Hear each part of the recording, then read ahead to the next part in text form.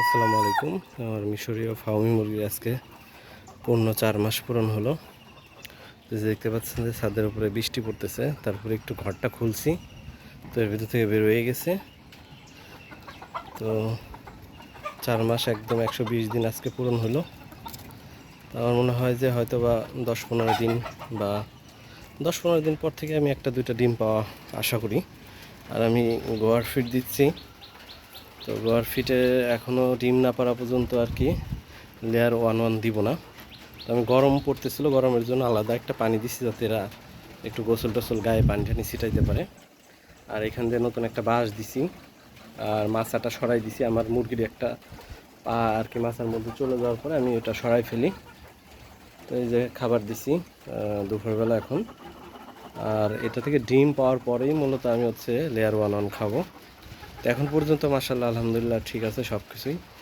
আর এখানে হচ্ছে আমার হচ্ছে 84টা মুরগির ভিতরে অনেকগুলা বিক্রি করছি মোরগ, মুরগিও কয়েকটা দিয়ে দিচ্ছি বিক্রি করে। আবার মুরগির 3-4টা মুরগিও মারা গেছে। তো সব মিলাই এখন হচ্ছে 23টা মুরগি, 4টা মোরগ আছে। তো আমি মোরগ হয়তো একটা সরাই ফেলবো ডিম পাড়া শুরু করলে, যেটা সব থেকে ছোটো মোরগ। সম্ভবত এই যে এটা আমি সরাই ফেলবো। আর সবগুলা ওইগুলাতে মোটামুটি জোড়া বেঁধে গেছে। তো ডিম পারবে খুব তাড়াতাড়ি, হয়তো বা 10-15 দিনের ভিতরে ডিম পারবে।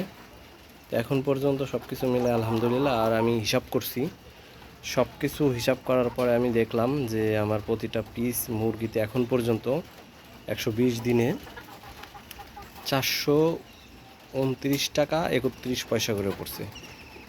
429 টাকা মানে 430 টাকা করে প্রতি পিস পড়ছে এই 4 মাসে। এখন পর্যন্ত এদেরকে ভ্যাকসিন, খাওয়া দাওয়া, ফিড সব কিছু মিলায়। আবার মারা গেছে কয়েকটা, তো মারা না গেলে পর আরও খরচ কমে আসতো। তো এখন পর্যন্ত আলহামদুলিল্লাহ সব কিছু মিলায়। তো সবাই আমার জন্য দোয়া করবেন। আর আমার প্রথম স্টেপে হচ্ছে যে 1-1.5 মাস আমি ডিম বিক্রি করব, তারপর থেকে আমি আর কি হ্যাচিংয়ে দিব ডিম, ইনকিউবেটরে দিব, যেখানে ফোটাবো, ফোটানোর পরে বাচ্চা বিক্রি করব। এটাই উদ্দেশ্য। তো এখান থেকে যদি সফল হই, তারপরে আমি পরবর্তীতে বড় করে করার চেষ্টা করব। তো সবাই আমার জন্য দোয়া করবেন। আমি ছোট পরিসরে এই যে দেখতে পাচ্ছেন যে ছাদের উপরে আমার অনেক ইনভেস্ট হয়েছিল।